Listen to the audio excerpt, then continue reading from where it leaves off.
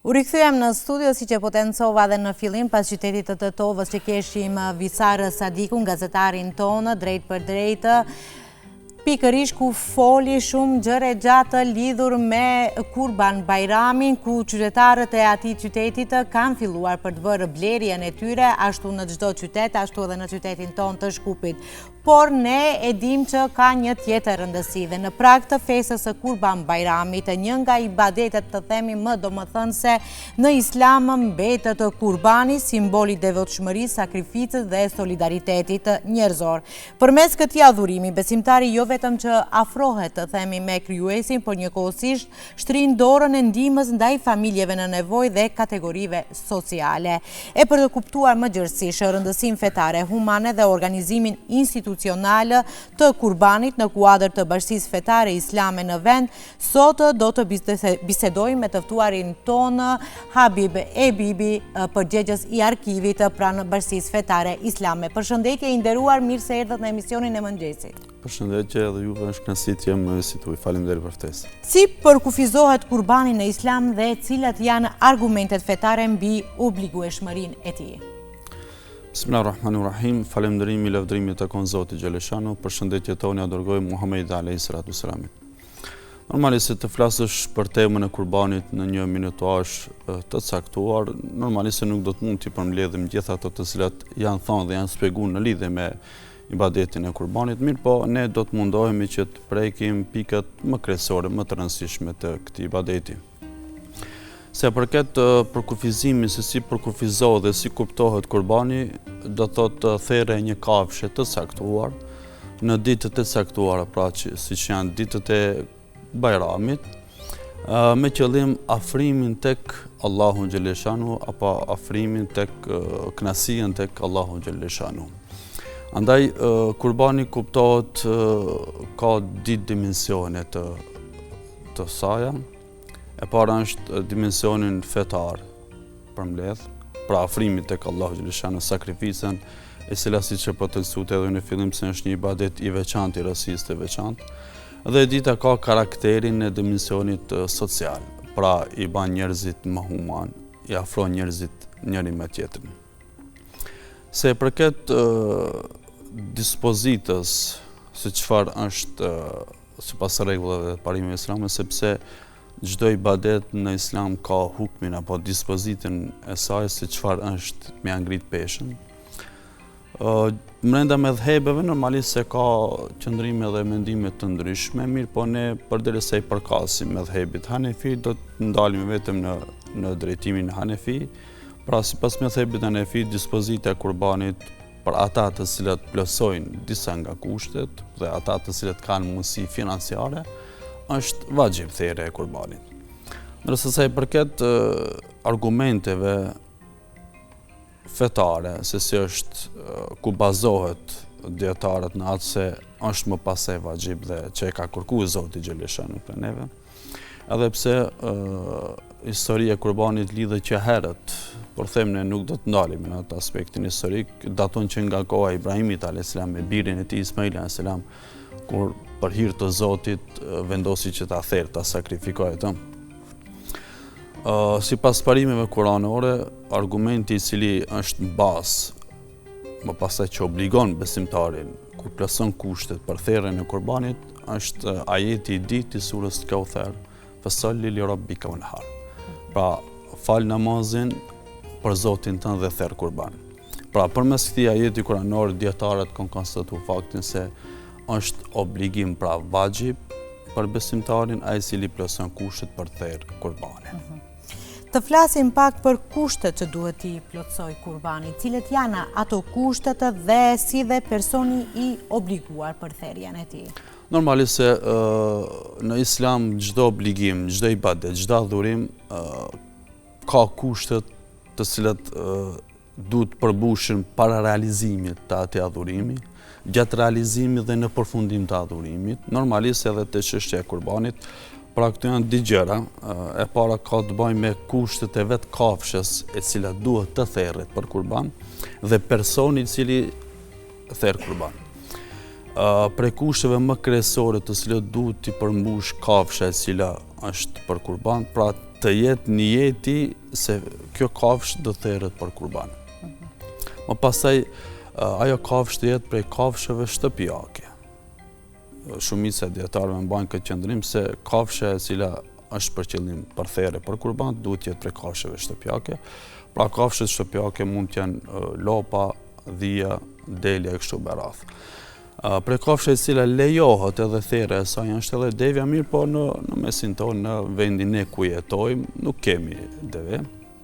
Mirë po është e paraparë dhe lejohet për kurban. Pra, një prej kushteve bazike është kafsha të jetë halal, pra e lejuar sipas parimeve dhe normave fetare.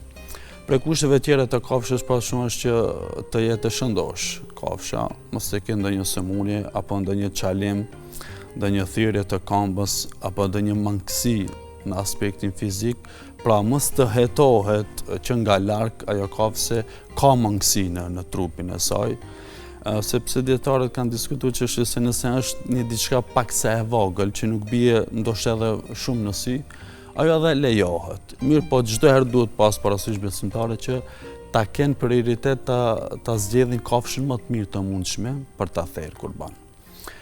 Pastaj prej kushteve të cilat lidhen me personin i cili duhet të thërë kurbanin, padyshim se Islami kërkon çdo herë që kur ja obligon besimtarit, kur ja obligon individit obligimet, kërkon që të jetë besimtar, të jetë musliman. Pra ta ketë dëshmi shahadetin, besimin në Zot dhe pejgamberin alayhis salam. Më pastaj duhet të ketë pasurinë që të mund ta blejë për ta thërë kurbanin, pra është ibadet i cili lidhet me aspektin ekonomik, pra plotësimi i kushteve për personin i cili dëshiron të thërë kurban është që të ketë pasuri të mjaftueshme për të thërë kurban. Më pastaj duhet të jetë mukim, do të jetë rezident, të mos jetë në udhtim. Pra e personi i cili ka bërë një jetë që ta thërë një kurban duhet të jetë rezident në vend kudo qoftë, në vendlindje apo në diaspora apo diku tjetër, mirë po duhet të jetë rezident, duhet të jetë i qëndrueshëm në atë vend. Pra këto janë disa prej kushteve të cilat duhet t'i përmbush personi i cili dëshiron të thërë kurban. Mirë po përsëri ne po potencojmë faktin që çdo herë të jetë personi i cili dëshiron të thërë kurban ta lidhim me atë që tham, ta zgjedh kafshën më të mirë të mundshme për ta thërë kurban, sepse fundja nuk është vetëm se aspekti i shpërndarjes së një copë mishi, por apo i ushqierit vet, por ka të bëjë me çështjen e adhurimit, ka të bëjë me çështjen e cila është një sakrificë e cila bëhet vetëm se për hir të Allahu xhaleshanu. Pikërisht, cila është koha e përcaktuar fetarisht për thërjen e kurbanit dhe cilat janë dispozitat që lidhen me të? Normalisht se çdo ibadet të cilën e ka bërë obligim Allahu xhaleshanu për besimtarin, ka vënë edhe kushte siç tham, edhe pikërisht koha është njëri ndër kushtet të vlefshmërisë së ibadetit. Pra, qofte koha e Ramazanit, qofte koha e haxhit, që gjendim edhe në periudhën e haxhit, qofte edhe tek namazi. Po ashtu edhe tek kurbani për qenë i vlefshëm, kafsha e cila është bërë jetë për të thërë kurban, duhet të therret në kohën e caktuar. Koha e cila fillon është pas faljes së namazit të Bajramit.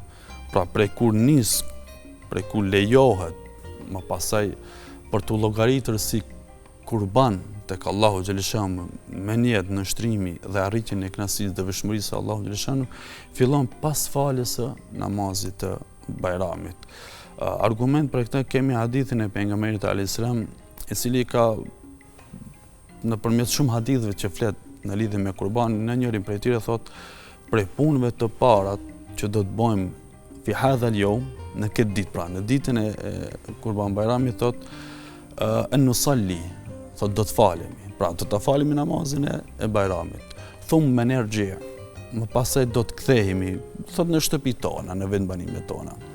Thot fenenhar, e më pasaj do të theri. Pra, përmes këtij hadithi dietarët nxjerrin dispozitën se thërja e kurbanit apo koha se kur fillon për qenë i vlefshëm më pasaj kurbani, fillon pas faljes së namazit të Bajramit. Ndërsa përfundimin e saj e ka deri në ditën e tretë me perëndimin e diellit. Pra, pas faljes së namazit të fitër të Bajramit, dita e ditë komplet dhe dita e tretë. Do më thonë 3 ditë ka? 3 ditët, po, deri në se me perëndimin e diellit përfundon edhe koha. Edhe koha. Po. Pra, ka diskutime brenda dietarëve, brenda medhhebe, mirë, po qëndrimi i medhhebit tanë me finë është ky. Fillon pas faljes së namazit të Bajramit dhe përfundon me perëndimin e diellit të ditës së tretë të Kurban Bajramit.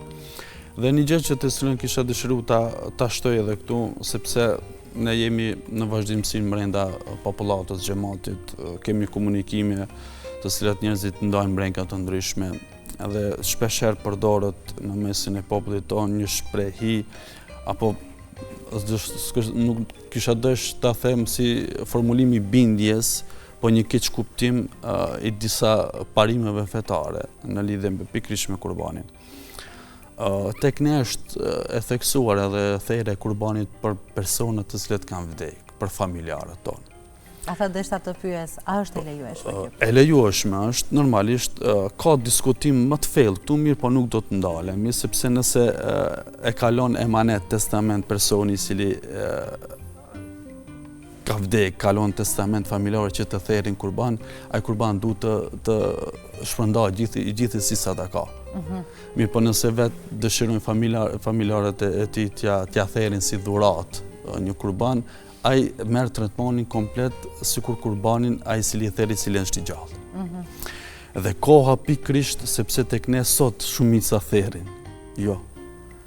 Edhe për të vdekmin, edhe për të gjallin. Koha e kurbanit është pas faljes namazit të Bajramit. Dhe përfundon me perëndimin e diellit në ditën e tretë. Pra edhe për të vdekrit nëse therim kurban, ne duhet ta therim brenda kësaj periudhe, jo sot. Ditën e Arifes tek ne shishnjivit. Sepse nuk themi ne se nuk ka vlerë, mirë, po nuk e ka hukmin dispozitën e kurbanit. Por është një sadaka prej sadakave. Prandaj, nëse dëshirojmë që të ja bëjmë një dhuratë familjarëve tonë, me niyet kurbani, atëherë duhet ta therim kohën kur e ka dhe jo jashtë kohës, sepse ngelet një sadaka prej sadakave të rëndë. A mund të therë të themi një kurban në atë kuptimin për familje? Për nëse është një familje 4 anëtarësh dhe të mirët një kurban për familje? Normalisht se vetë distribuimi... Apo duhet të themi personalisht për djalë, për vajzë, për nënë? Ja, sipas mëdhëbit Hanefi, kur kryesori i familjes, domaçini therr kurban, në atë sevapin e saj hin gjithë besimtarët.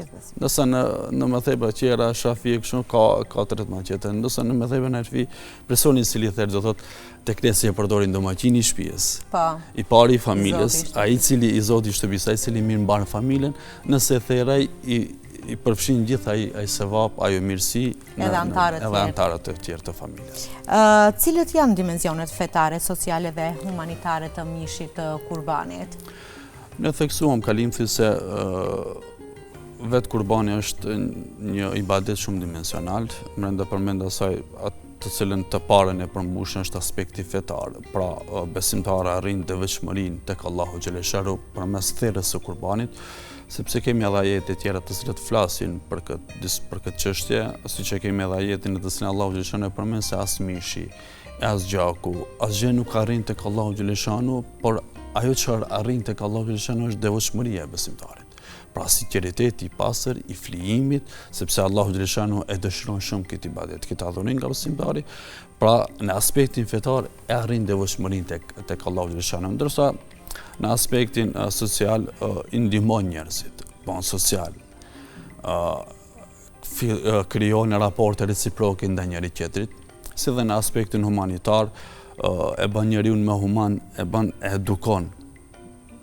edukon individin, e kalit në edukim, sepse mëson që ta ndajë një pjesë e cila i takon besimtarit, ta ndajë edhe me të tjerët. Pra kjo është dimensioni të cilën ibadet e tjera nuk e ka, ndërsa pikrisht kurbani ka këtë. Pra me një veprim përfitimi është i shumanshëm. Kur jemi te shpërndarja e mishit, mund të na thuani si realizohet grumbullimi, therrjes dhe shpërndarjes së mishit të kurbanit në kuadër të bashkisë fetare islame? Bashkia fetare islame është institucioni i cili është legjitim për mbarvajtjen dhe kujdesjen e jetës fetare në vendin të cilin ne jetojmë.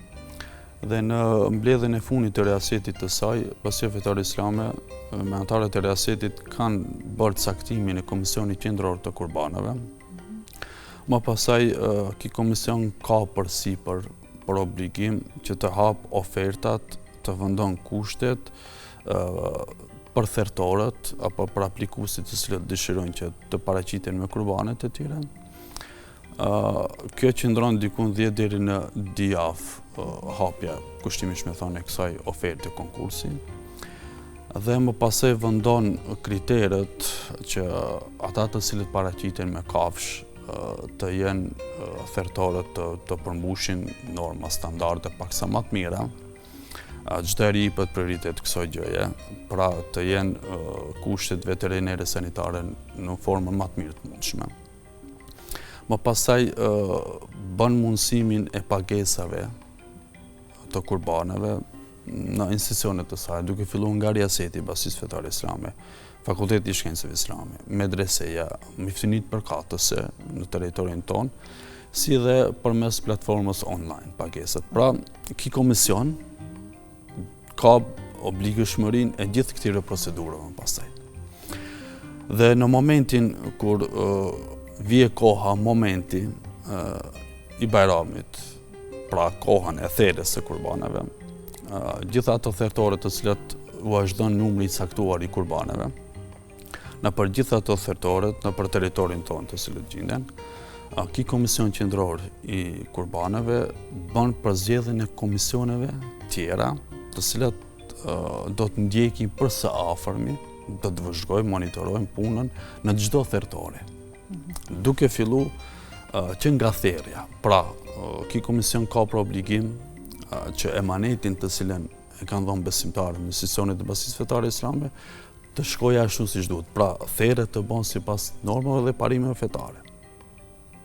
Pra, të therret, sepse me forma tjera në aspektin fetar nuk lejohet. Pra, ne kemi për obligim që emanetin të cilën ne e kanë dhënë besimtarët për interes të dikujt mos të shkojë hoç.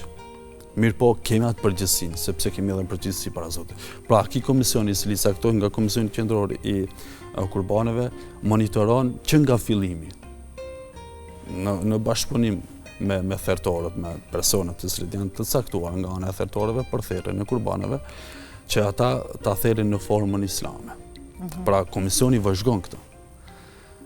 Po ashtu vëzhgon deri në therrjen e kafshës së fundit në atë thertore dhe paketimin në për paketa pako të ndryshme. Do të thonë deri në fund, deri në shpërndarjen, po, deri në shpërndarje. Kjo mund të vazhdojnë në ditën e parë, në ditën e dytë, deri në ditën e tretë, pra gjithë ajo e cila i jepet rëndësi është që të therret brenda periudhës kohës së caktuar, sepse besimtari duhet të shkojë se një adhurim tek Allahu xhaleshanu. Pra me fjalë tjera, Pasia Fetare Islame ndjek procedurën që nga fillimi deri në fund me vetëm qëllim që emanetin të cilën e kanë dhënë besimtarët tek institucioni jonë, ne duhet ta çojmë në vend, sepse kemi edhe përgjegjësi nesër para Allahut xhaleshanu. Pikërisht, mund të na thuani se cilat kategori përfituese përfshihen në shpërndarjen e mishit të kurbanit nga Pasia Fetare Islame? Në këtë platformë, po themi, të shpërndarjes së mishit nga ana e institucionit të Pasisë Fetare përfshihen skamnorët, nevojtarët. Ky komision është në komunikim me këshillat e xhamive, me imamët e xhamive, të cilat kanë ato listët e personave në përfshata të ndryshme, që ndoshta më keqar dhe po ndonjëherë ndoshta aspekte institucionale shtetërore nuk e dinë edhe se ekzistojnë ndoshta ndonjë vend, po Pasia Islame ndihmë Pasia Islame arrin edhe atje. Do të thotë përmes hoxhallarëve, të cilët kanë atëre, përmes këshillave të xhamisë që e njohin fshatin e vet më së miri, cili ka nevojë, cili nuk ka nevojë. I njohin edhe banorët. I njohin edhe banorët, pra arrin mishi deri tek ata. Po ashtu bëhet shpërndarje në për institucionet e Pasisë Fetare Islame, pra në medrese. Bëhet shpërndarja në për gjitha ato shoqata të cilat kanë nevojë dhe kanë listat e personave me natyra të ndryshme, edhe sociale edhe nevojtare. Më pasaj shpërndahet shoqatave të cilat merren me njerëzit me aftësi të kufizuar. ju shpërndahet njerëzve të cilët janë të mëshuar, i shpërndahet shoqatës së vetë Basisë Fetare Islame Hilalit, e cila ka listën e personave të cilët kanë nevojë për ushqim. Shpërndahet nëpër miftinit, të cilët më pasaj edhe ato dinë se kanë listët e personave të cilët ku duhet me çu mishin e kurbanit. Shpërndahet nëpër institutet të ndryshme spitalore që mbajnë kuadër mjekësor aty, kanë nevojë, ju shpërndahet burgjeve. Pra, mishi i besimtarëve, përmes Basisë Fetare Islame, arrin në çdo cep të vendit tonë. Të vendit tonë. Në çdo cep të vendit tonë. Dhe ashtu, me dhurimin e kurbaneve, adhurohet edhe në medresen Isabeu, pra si që ka Basisë Fetare Islame 5 medreset, në të cilën edukohen bitë dhe bijet e popullit tonë. Mund të na thuani se cila është rëndësia fetare, sociale dhe institucionale e dhurimit të kurbanit përmes Bashkisë Fetare Islame? Shqeni, duhet me pas parasysh dy gjëra. Besimtarët janë të lirë në përzgjedhjen e tyre se ku e dhurojnë qoftë kurbanin, qoftë sadakatul fitrin, apo edhe zekatin. Janë të lirë. E para, e dita, përsëri duhet me qenë të kujdesshëm në gjithë si besimtarë, se Islami, parimet fetare, po të marrin, plezojmë si duhet, kërkojmë prej neve që besimtarët të jenë të organizuar në aspektin fetar, pra jetesën të bëjnë në formë organizative. Dietarët klasik dhe bashkëkohor janë të këtij mendimi se nëse edhe di besimtarët janë në një vend, ata duhet të jetojnë bashkërisht. E mos të flasim kur janë në numër më të madh. Pra këtë duhet ta kemi parasysh, janë të lirë kudo që të japin. Mirë po, duhet të dimë se kemi obligime edhe aspektin fetar që ne të jetojmë në mënyrë organizative. Ndërsa organi i cili mundson jetën organizative këtu është pikërisht Basia Fetare Islame. Dhe ajo e cila e bën të veçantë dhurimin e kurbanit, dhurimin e sadakatul fitrit, e zekatit në institucionet e Basisë Fetare është kjo. E para krijet obligimin ndaj Allahut xhaleshanu. 100%, siç i theksum njëra, përcjellet çdo send. Pra emaneti i besimtarit shkohet në vend. Pra aspektin fetar, besimtari me dhurimin e kurbanit e krijen para Allahut xhaleshanu, se e ka dhënë. E dita, ushqim të varfërit. Sepse ai ushqim, ai kurban të cilin e ka dhënë besimtari, Basisë Islame shpërndahen tek ata të cilët i përmendëm, dhe shumë të tjerë. Më pastaj, përmes dhurimit të kurbanit, mundsohet edukimi i gjeneratave të reja, pra i medreseve, i fakultetit shkencave islame. Se shqoni, unë vetë jam kuadër institucioneve të Basisë Fetare Islame. 3 nivelet e arsimit tim i kam kry pikrisht në institucionet e Basisë Fetare, në institucionet të cilët kanë ndihmuar në vazhdimsi dhe vazhdojnë besimtarët të ndihmojnë. Pra, kuadrë sot unë që po flas të nderuar besimtar para jush, as rezultati ndihmës së cilën ju e keni bërë. Pra nuk kemi nevojë të esim vendeve të ndryshme të botës, sepse elhamdulillah Zotit, me iniciativën e besimtarëve dhe hoxhallarëve në të kaluarën, kanë bërë të mundur që t'i ngritin institucione dhe obligimi jonë është t'i mbajmë këtë institucione. Pra me dhurimin e kurbanit në institucionin e Basisë Fetare Islame, krijon obligimin dhe Allahu xhaleshanu ndihmon nevojtarët, edukon breza të ri gjeneratash në për 5 medrese, si dhe në fakultetin e shkencave islame. Më pasaj mundson që këto institucione të qëndrojnë në këmbë, sepse dikun, si mos gaboj, mos më kapni përfale, po dikun 1400 persona marrin rrogë për institucionet e Basisë Fetare, duke filluar nga Basia Fetare Islame me sektorët e saj të cilit ka fakultetin e shkencave islame, i cili ka kuadër akademik të profesorëve, 5 medreset, miftinit, e kështu me radhë. Pra gjithë këto marrin rrogë nga ndihmat, nga kurbanet, mundsohet, pra me dhurimin e kurbanit mundsohet që një profesor të edukon një gjenerat të re dhe të mban familjen e vet.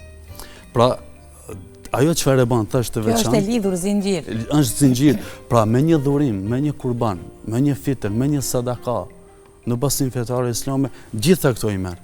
Dhe çdo njeri është participues, është i shpërblir, bën pjesë në sevapin, në mirësinë e çdo njeri i cili më pasaj do të vazhdon procedurën në aspektin fetar, do t'i shërben, sepse Sot në masë të madhe në për teritorin tonë ke një pjesë e madhe imamëve të cilët i kemi në përxhamit, disa miftësi të cilët i kemi, besa edhe njerëz të cilët punojnë në institucione të ndryshme shtetërore, gjithë kanë qenë nxënës të medreseve.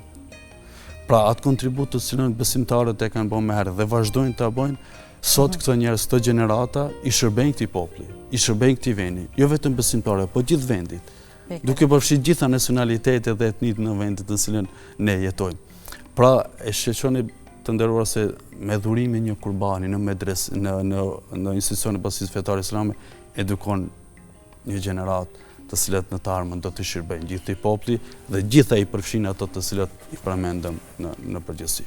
Edhe cila është dispozita fetare e thirrjeve për grumbullimin e kurbanëve për shtetet afrikane dhe vende të tjera të largëta? Shqetësoni, kohë të fundit është bërë paksa e theksuar kjo çështje për fat keq.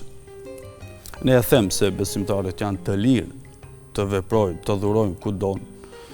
Mirë po, unë kisha kërku një vetdije paksa më të plotë. Nuk po themi larg asaj që nuk ka vetdije në mesin e popullit tonë. Mirë po, kur është në pyetje çështjet fetare, duhet pak të gjurmohen disa gjëra, të pyeten njerëzit të cilët janë kompetent për çështjet fetare. Sepse ne sot e dim se po bëhet çmos. Më shumë është aspekt ekonomik, interesi i dikujt, është interes politik sesa realisht interes fetar. Pra ne kishmi kërku që gjithë besimtarët të jenë të vetëdijshëm, përsëri janë të lirë në zgjedhjen e tyre. Mirë po, mësimet fetare neve na mësojnë që besimtarët duhet që çdo aktivitet të tyre ta fillojnë sa më afër. Nga vendi. Nga vendi. Pra, më afër familjen. Ku më shiu, familjari tjetri. Ne përbes kemi nevojë ka raste sociale. Prandaj dietarët thonë, jo çdo herë e lejuara, sepse dhurimi në vende tjera jashtë kufinë është i lejuar, nuk mund të themi se është i ndaluar, është xhaiz. Mirë po dietarët thonë, e lejuara domosdoshmërisht nuk kupton se është patjetër me dhënë. A ka përparësi të themi kurbani në vendi ku jeton dhuruesi? Normalisht. Normalisht se të marrim në aspektin fetar, kur dhuron të afërmi ke diç probleme, për shkak afërsisë të cilën e ke dhe sadakas. Prandaj kur kemi mundësi me i marrë diç probleme, pse mos i marrim diç probleme, po ta marrim vetëm ja. Dhe ne e dim se kemi nevojë, këtu ka personel të cilët janë social dhe kemi raste të cilët kanë nevojë për ndihmën për përkrahjen tonë. Kemi institucione të cilat shërbejnë gjithë to, më pasaj fundja ne jemi përgjegjës në vendit të cilën jetojmë dhe për vendet e larta çdo njeri është përgjegjës në vendin ku jeton. Ne jemi përgjegjës për popullin tonë të cilën jetojmë. Dhe në fund, cili do të ishte mesazhi juaj për festën e Kurban Bajramit që e kemi ditën e nesërme? Ne fillimisht në mesazhin tonë u urojmë besimtarëve, gjithë besimtarëve festën e Kurban Bajramit, me lutje tek Allahu xhaleshanu që sakrificat, kurbanet e tyre të cilat i therrin, Allahu xhaleshanu t'u bëjë kabul, dhe mesazhi kryesor të cilën kisha më bën është që dhurimi i emanetit në institucionet e basisë fetare islame me theks të veçantë në medresen, do thotë emaneti yt shndrohet në dije, edukim gjeneratash dhe shërbim të fesë islame. Ju faleminderit edhe një herë që ishit pjesë e emisionit të mëngjesit Ritmi i ditës dhe për gjitha këto informacione që i dhat pikërisht për festën e Kurban Bajramit. Faleminderit ju, ishte kënaqësi ime.